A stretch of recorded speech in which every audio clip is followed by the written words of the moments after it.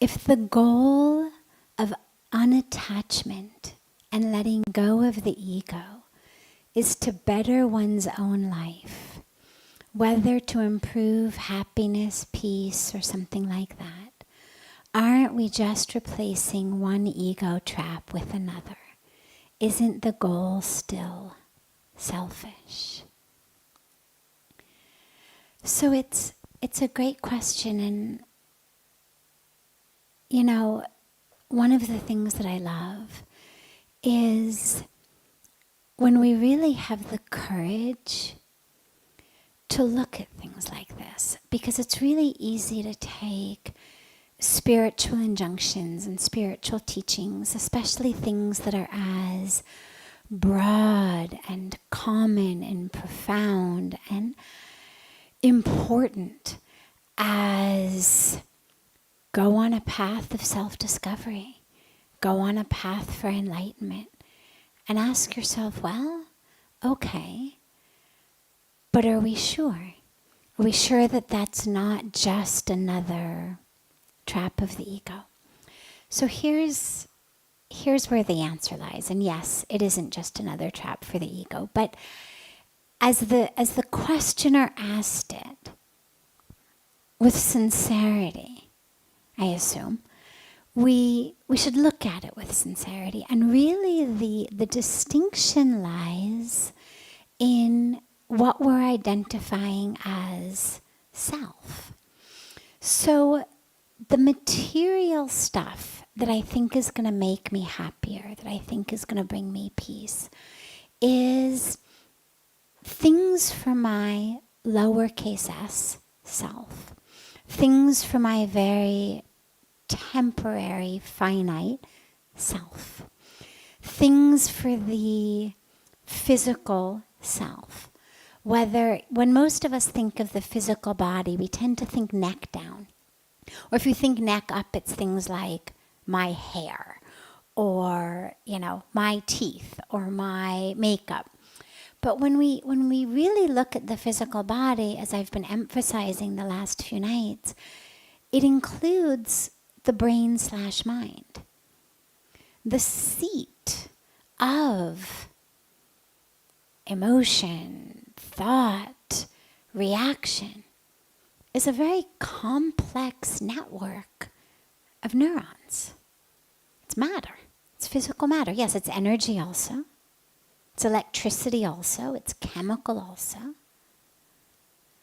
But in the matter versus spirit, or matter compared to spirit, it definitely falls on the matter side of the spectrum. It's definitely physical body rather than soul. So when we're looking at lowercase s self, it includes the body, and it includes my physical brain, which has been habituated over the course of my life due to what we call sanskaras, or neuronal patterns. Either way, it doesn't matter. We're talking about the same stuff. Has been patterned to want things.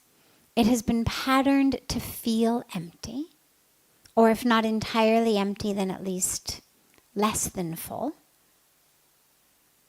Wanting of something. Whether we want something from outside, I want that job, I want that house, I want to look like that, I want that spouse.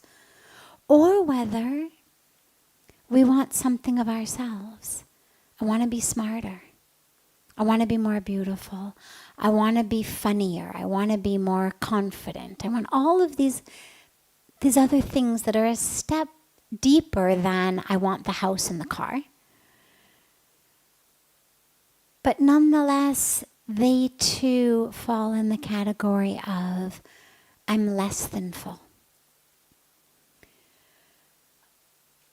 So if I'm doing anything that's meant to pad, assuage my lowercase s self, something that I I've got a desire to eat pizza, I eat pizza. Okay, nothing wrong with the pizza in and of itself.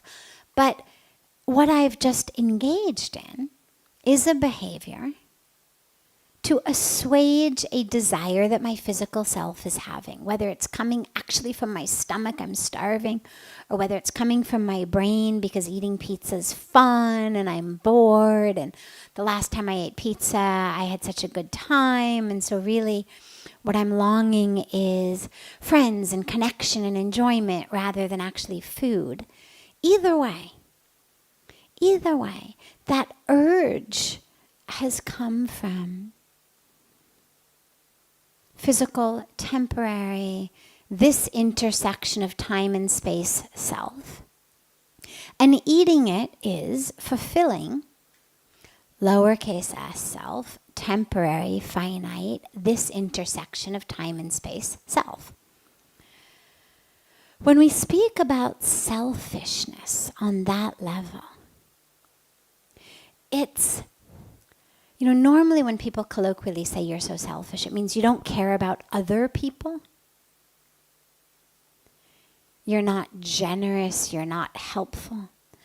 But really what it means is you're focused on this lowercase s self. And it's not always at the exclusion of others. The ego is actually very, very cunning, and it loves to do things like volunteer work. Why? So you feel like a better person. Okay, again, nothing wrong with it. Whatever the motivation for getting into things is, nothing wrong with it. And particularly if it's taking you into something that's good for others. But when we're really deep and ruthless in our honesty with ourselves,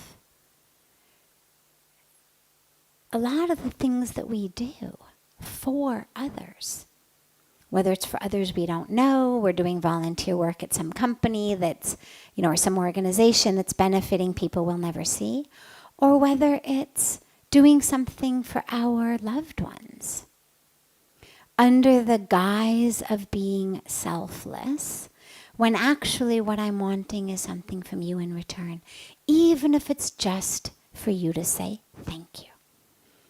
Even if it's just for you to love me more.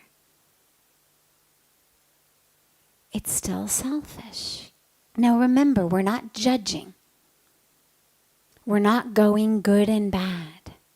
We're simply calling it what it is, with no judgment, simply witnessing. I've cooked you dinner. When I'm ruthlessly honest with myself, have I done it only for you? Or have I done it because what I'm really looking forward to is that look on your face when you see what I've cooked you and you love it and you take me in your arms and you say, oh honey, thank you, I love you, you're the best. Now, that's neither good nor bad. Remember, we're not judging, we're not criticizing. So many of us are used to this selfish as bad. Share your cookies, don't be selfish, you're bad. We're moving beyond that. We're not labeling, we're simply witnessing. So even things like that are theoretically done for others, if my physical body, brain, mind is looking for something from it, then it's selfish. Simply meaning that it is in service of my lowercase s self, which A, wants a new sweater and a new pair of shoes for the winter. B, wants a new pair of earrings. C, wants a better job. D, wants to be loved. E, wants to have friends and feel connected. F, wants to feel successful and beautiful. So whether it's shoes or love or anything in between, it's the need of a being that feels less than full already. Okay? When we look spiritually then at the path of meditation, our spiritual practice, we're going for spiritual awakening, self-discovery, enlightenment, nirvana, moksha, whatever word we use. Is that selfish? Well, not lowercase s selfish. It's capital S selfish. Again, remember we're not judging. Yeah, it is selfish, but it's capital S selfish, which is in service of my higher self. So I'm not padding the physical body, I'm not padding the ego, I'm not responding to desires that come from my neuronal networks or my stomach or my sexual organs. I'm responding to the call of my soul, which is to re-experience itself as infinite, as expansive, as one with all. So when we allow ourselves to remove labels of good and bad, it makes things a lot easier to understand, because if we go into it with selfish is bad, then yeah, it becomes very confusing. Well, isn't it selfish? Yes, it is selfish. Well, isn't it bad? No, it's not bad. It's exactly perfect. That's the point. The point is, the reason we are here is to experience that capital S self. Now, here's the other interesting aspect in terms of doing for others. When I experience that, when I experience an expansiveness of myself, automatically I serve. And I serve because as myself expands, it doesn't expand into empty space.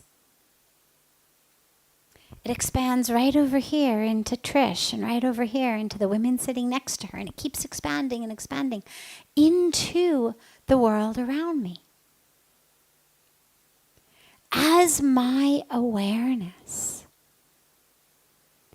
as my identification of self expands, and I realize I'm not just this body, but actually I'm connected to all of creation, then yeah, it begins with the people around us, and you're able to look more deeply into people's eyes and have a sense of, yeah, because you're able to see the self and all. And then slowly, slowly, slowly it becomes people who aren't necessarily in front of you. People into whose eyes you haven't necessarily been able to look. But the awareness has become so deep that whether you've looked them in the eye, whether you've experienced a moment of oneness with them or not, it doesn't matter, because your experience of oneness with all creation is so profound that you serve. But you don't serve because you're looking for appreciation. You don't serve because you're looking for people to say, oh, that's so, God, you are such a good person. And again, nothing wrong with appreciation. Appreciation is wonderful. Gratitude is a fantastic spiritual practice. But we shouldn't be waiting for it and expecting it. It shouldn't be the thing that drives what we do. Because what that means is until and unless I get the gratitude, I'm still not full. It's still not enough what I've done. And so, as we move and live and make choices in service of our capital S self, choices that are selfish, that self itself expands. Because remember, the capital S self is not limited to this body. It's not limited to my neuronal networks. It's all. And then that's how we start to live, and therefore that's how we start to serve. In the same way that I take care of my own body. If I itch, I'm going to scratch. If I injure one leg, the other leg picks up the extra weight. It's called limping. My stomach growls, I feed it.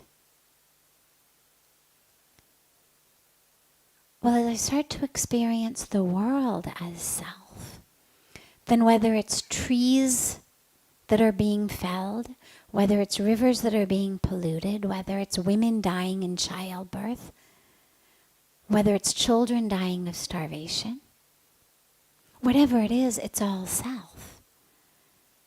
And so selfish, capital S, selfish, becomes lowercase s, selfless. As my self expands, I'm serving and living and working for the full self, which includes